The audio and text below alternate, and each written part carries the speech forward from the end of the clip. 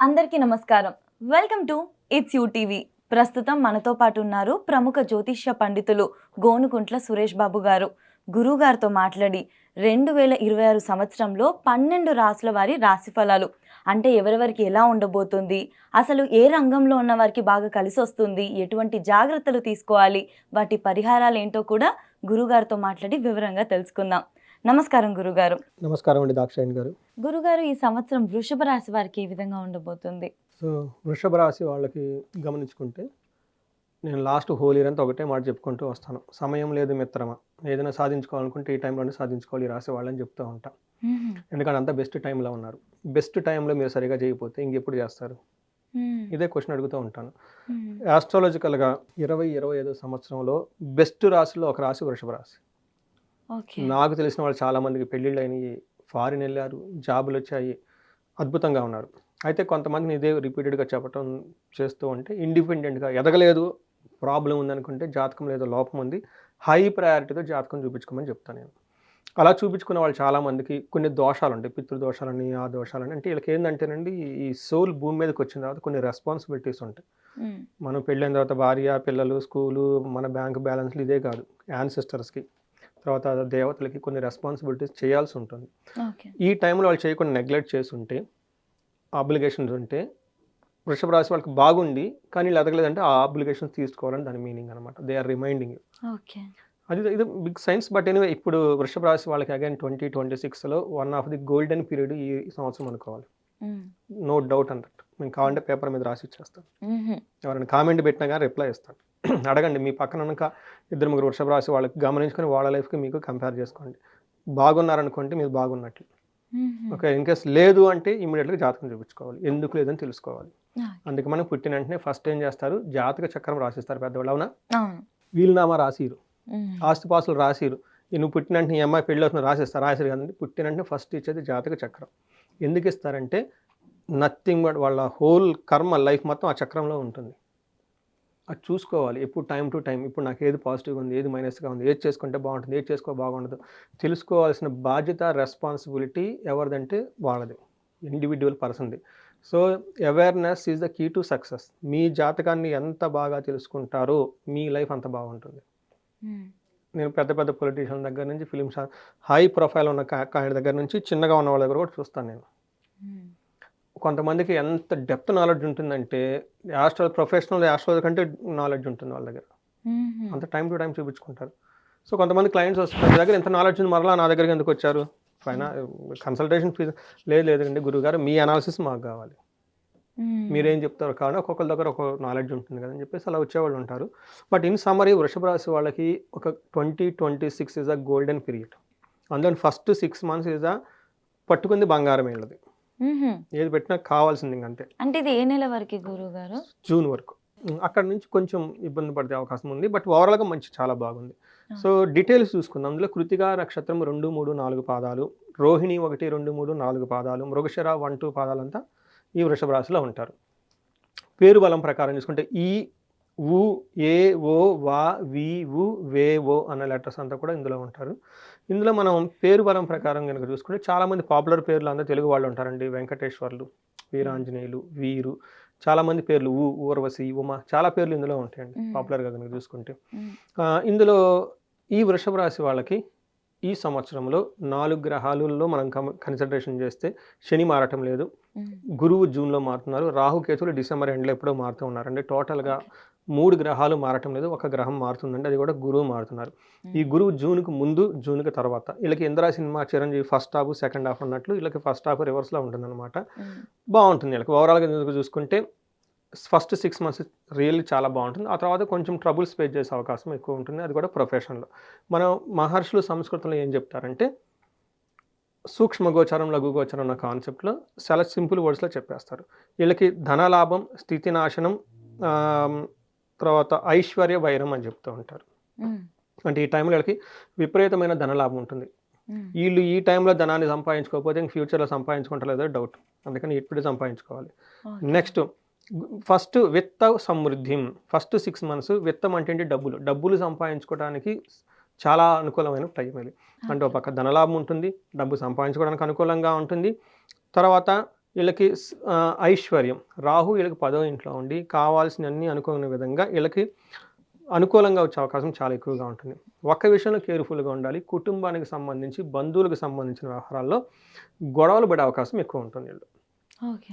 So, అంటే ఓవరాల్‌గా మనం చూసుకుంటే ఒక 75-80% చాలా బాగుందని మనం చెప్పుకోవచ్చు. హుహు. మనం ఈ ఒక్కొక్క గ్రహం ఏం చేస్తుందో చూద్దాం. వీళ్ళకి శని 11వ స్థానంలో ఉండి స్వర్ణమూర్తిగా ఉండటంతోటి మనకేం చెప్తారంటే చాలా బాగుంటుంది. హ్మ్. 11వ స్థానంలో లాభస్థానం అందులో ఏ గ్రహం ఉన్నా బావుంటది. అందులోని శని అక్కడుంటే 2.5 సంవత్సరాలు వీళ్ళకి బావుంటుంది. వీళ్ళకి హార్డ్‌లీ 8, 9 మంత్సే కంప్లీట్ అయింది. ఇంకా ఆల్మోస్ట్ 18 మంత్స్ వీళ్ళకి చాలా ఫేవరబుల్‌గా శని ఉన్నారు. శని ఫేవరబుల్‌గా ఉంటే ఆయన అన్నీ ఇచ్చేస్తాడండి. హ్మ్. ఏమిస్తారు? హ్మ్.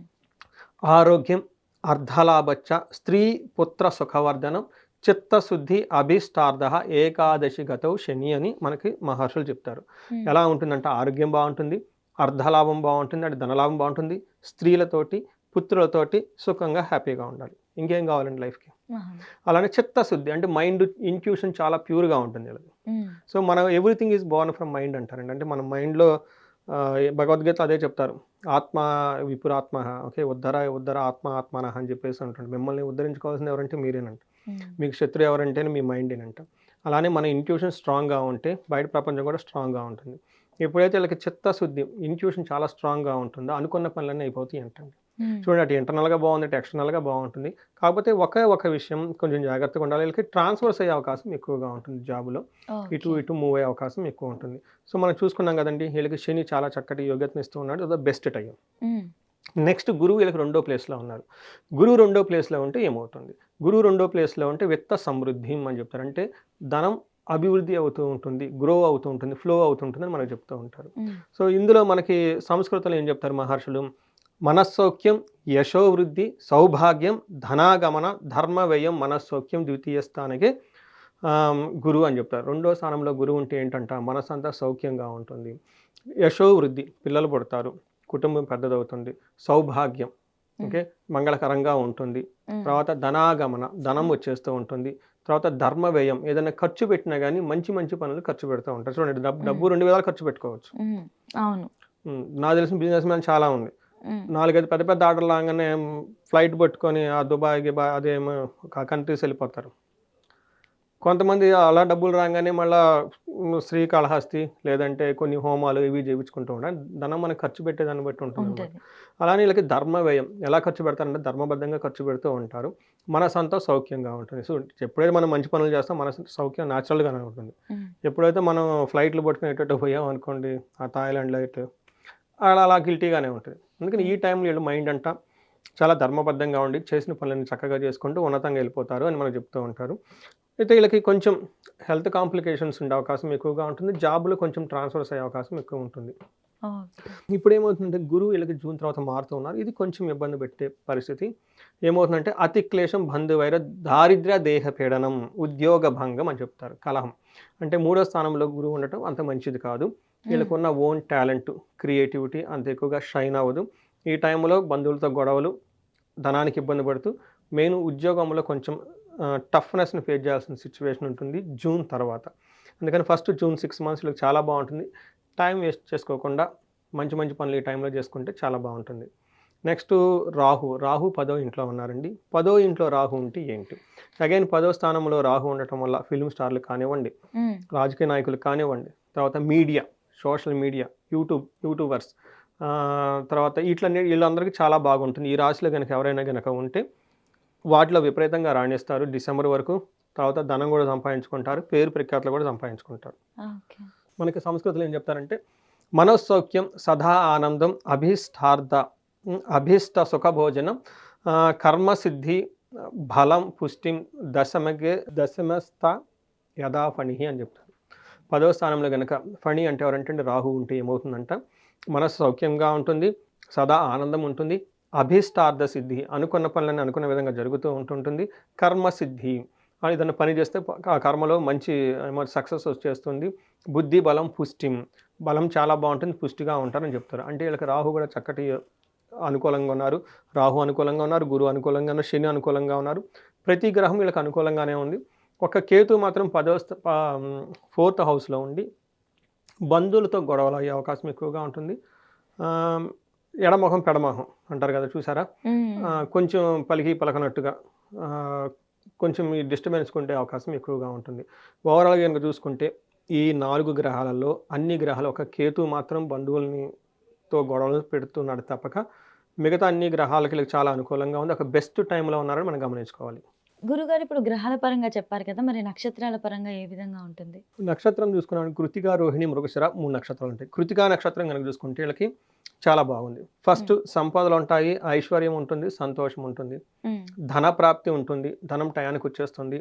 తర్వాత ఫస్ట్ ఆగస్టు వరకు హెల్త్ చాలా స్ట్రాంగ్గా ఉంటారు. ఆ తర్వాత కొంచెం హెల్త్ ప్రాబ్లమ్స్ అయ్యే అవకాశం ఎక్కువ ఉంటుంది. సర్వజన పూజ్యము అంటే ప్రతి ఒక్కళ్ళతోటి వీళ్ళు పూజింపబడుతూ ఉంటారు, చక్కగా ఉంటారు, వీళ్ళు చుట్టూ ఉన్న వాళ్ళంతా రెస్పెక్ట్ ఇస్తూ ఉంటారు, గౌరవిస్తూ ఉంటారు. ఒక మంచి టైం కృతికా నక్షత్రం వాళ్ళకని మనం తెలుసుకోవచ్చు.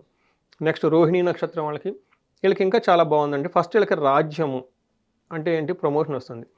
సంపదలు అంటే ఏంటి, అష్టైశ్వర్యాలు వస్తుంటుంది, ఐశ్వర్యంతో కూడుకొని ఉంటారు, శోభాయమానంగా ఉంటారు. నెక్స్ట్ పరవాసము, ధనప్రాప్తి, పరవాసము చూపిస్తుంది. అంటే ఉన్న ప్లేస్లో కాకుండా వీళ్ళు కొంచెం ఫారిన్ వెళ్ళే ప్లేస్లకు ఎక్కువగా ఉంది, నేటివ్ ప్లేస్ నుంచి దూరంగా వెళ్ళే అవకాశం ఎక్కువగా ఉంటుంది, ట్రాన్స్ఫర్స్ అయ్యే అవకాశం ఎక్కువగా ఉంటుంది. శని ప్రభావంతో మానసిక ఒత్తిడి ఎక్కువ ఉంటుంది ఈ నక్షత్రం వాళ్ళకి. మృగశిర నక్షత్రం వాళ్ళకి రాజ్యం ఉంటుంది, సంపదలు ఉంటాయి, పరవాసం, చక్కగా ఫారిన్లో ఉంటారు, ఫారిన్ వెళ్ళే వాళ్ళకి అనుకూలంగా ఉంటుంది. లేదంటే ఉన్న ప్లేస్ నుంచి బెటర్మెంట్ గురించి ఇంకో ప్లేస్కి వెళ్ళాలి అనుకునే వాళ్ళకి చాలా బాగుంటుంది. హెల్త్ కాంప్లికేషన్స్ అయితే ఎక్కువగా ఉండే అవకాశం, అది కూడా ఆగస్టు తర్వాత అని చెప్పుకోవాలి. నెక్స్ట్ సర్వజన పూజ్యము, అందరి చేత రెస్పెక్ట్గా ఉండేసి, గౌరవప్రదంగా ఉండేసి, ఒక డిగ్నిఫైడ్గా ఉండే అవకాశం ఎక్కువగా ఉంటుంది. మనం ఓవరాల్గా కనుక నక్షత్రం ప్రకారం చూసుకుంటే ప్రతి ఒక్కళ్ళకి ప్రమోషన్స్ రావటము, ధనప్రాప్తి రావటము, తర్వాత అందరి నుంచి రెస్పెక్ట్ పొందుతూ ఉంటారు చక్కగా. అయితే ఆగస్టు తర్వాత వీళ్ళకి హెల్త్ కాంప్లికేషన్స్ ఉండే అవకాశం ఎక్కువగా ఉంటుంది. దీన్ని గమనించుకొని తద్వారా రెమెడీస్ అవి చేసుకుంటే బాగుంటుంది. గురుగారు ఇప్పుడు మీరు ఆరోగ్య పరంగా చూసుకున్నా అండ్ బంధువులతో కూడా కాస్త జూన్ తర్వాత కూడా కొన్ని సమస్యలు ఎదురయ్యే అవకాశం ఉందంటున్నారు కదా, మరి వీటికి పరిహారాలు ఏమంటారు? ఈ రాశి వాళ్ళకి పరిహారాలండి, గణపతిని, లక్ష్మీ గణపతికి సంబంధించిన ఒక హోమం ఒకటి చేయించుకుంటూ ఉంటే కేతు పెట్టే ప్రాబ్లమ్స్ నుంచి అటు సమస్య నుంచి బయటపడుతూ ఉంటారు. తద్వారా అగైన్ వీళ్ళకి విశేషమైన ధనలాభము, జనలాభం, జనాకర్షణ కలిగే అవకాశం ఎక్కువగా ఉంటుంది. ఎందుకంటే అది తక్కువగా ఉంది ఈ రాశి వాళ్ళకి. నెక్స్ట్ ఈ రాశి వాళ్ళకి అంతా బాగుంది, యాక్చువల్గా అయితే ఏం పూజలు అవసరం లేదు. కానీ ఎవరికైతే మనం ఇప్పుడు చెప్పుకునే విధంగా శుభ్రంగా లేదు అనుకుంటున్నాం వాళ్ళు ఖచ్చితంగా కలవాలి. ఎందుకంటే ఇది గోచారం ఫలితాలు మనం చెప్పుకుంటాం. గోచార ఫలితాలు మనకు 30% మాత్రమే అప్లై అవుతాయి. మనకి ఇండివిజువల్గా దశాభుక్తి అని ఉంటుంది, అది చూసుకోవాలి. అది కనుక బాగుంది అనుకోండి సూపర్. ఇన్ కేస్ అది సరిగా లేదనుకోండి, అవి సంబంధించిన పరిహారాలు చేసుకుంటే ఇవి ఎనీవే సహజంగా బాగున్నాయి కాబట్టి ముందుకెళ్ళే అవకాశం ఎక్కువ ఉంటుంది. వీళ్ళకి ధనం రావడానికి చాలా అనుకూలంగా ఉంది కాబట్టి ఎక్కడికైనా ఎవరికైనా బ్లాక్ అయ్యి ధనం కనుక రాకపోతూ ఉంటే స్వర్ణలక్ష్మి విశేష హోమం చేయించుకుంటే చాలా బాగుంటుంది. కుబేరు పాశుపత అభిషేకం చేసుకుంటే ధనానికి వచ్చేసి వీళ్ళకి దగ్గర నిలబడి ఉంటుంది. 2 రకాలు ఉంటాయి. ఒకటి నష్టద్రవ్య ప్రాప్తి అంటారు. అంటే ఏంటి, మనం ధనం కనుక పోగొట్టుకొని ఉంటే అది ధనం తిరిగి రావడానికి అది చేసుకోవాలి. కొంతమందికి అసలు ధనమే రాదు, సోర్స్ ఉండదు అనమాట. ఆ సోర్స్ రావడానికి వచ్చేటప్పటికి మహాలక్ష్మి విశేష హోమం చేయించుకుంటే చాలా బాగుంటుంది. తర్వాత వీటితో పాటు వీళ్ళకి ఎవరికైనా హెల్త్ కనుక సరిగా లేకపోతే అమృత మృత్యుంజయ పాశుపత అభిషేకం కానివ్వండి, హోమం ఉంటుంది, అవి చేయించుకోవాలి. చాలామంది క్లయింట్స్ మేము ఇంతకుముందు చేస్తున్నాము. హెల్త్ చాలామందికి సీరియస్ ఐసీయూ దాకా వెళ్ళిపోయిన వాళ్ళకు కూడాను మేము ఈ పూజలు ఇవన్నీ చేయడం జరిగింది. ఇంకా ఎవరికైనా భార్యాభర్తల మధ్య లేదంటే సరిగ్గా వివాహం కావటం లేదనుకున్న వాళ్ళకి ఒకసారి జాతకం చూపించుకొని విశ్వావసు గంధర్వరాజ హోమం అని ఉంటుంది, ఇవి చేసుకుంటూ ఉంటే త్వరగా పెళ్ళయ్యే అవకాశం ఎక్కువగా ఉంటుంది. బట్ ఎలాంటి సమస్య ఉన్నా వాళ్ళు they are feeling any block, any hurdle, మనం వీళ్ళకి ఎందుకంటే బెస్ట్ టైం, నేను అదే చెప్తుంటాను, సమయం లేదు మిత్రమా, ఇప్పుడే చేసుకోవాలి చేసుకుంటే. ఇప్పుడు ఈ రాశి వాళ్ళకి ఇచ్చే మెసేజ్ అదే, బెస్ట్ టైంలో ఉన్నారు, న్యాచురల్గా ఎదగాల్సిన టైంలో ఉన్నారు. ఇన్ కేస్ ఎక్కడైనా కనుక ప్రాబ్లమ్స్ ఫేస్ చేస్తూ ఉంటే జాతకం చూపించుకొని ఇంకే హంబుల్గా వాళ్ళకి పరిహారాలు చెప్తే అవి చేసుకుంటూ ఉంటే 3 to 6 monthsలో ఆ ప్రాబ్లమ్స్ నుంచి. సో ఈ రాశి వాళ్ళకి అష్టైశ్వర్యాలు కలగాలి, భోగభాగ్యాలు కలగాలి, చక్కగా ఉంది కాబట్టి అందరూ బాగా ఉండాలని చెప్పేసి కోరుకుందామండి. ఖచ్చితంగా గురుగారు, ధన్యవాదాలు. నమస్తే అండి.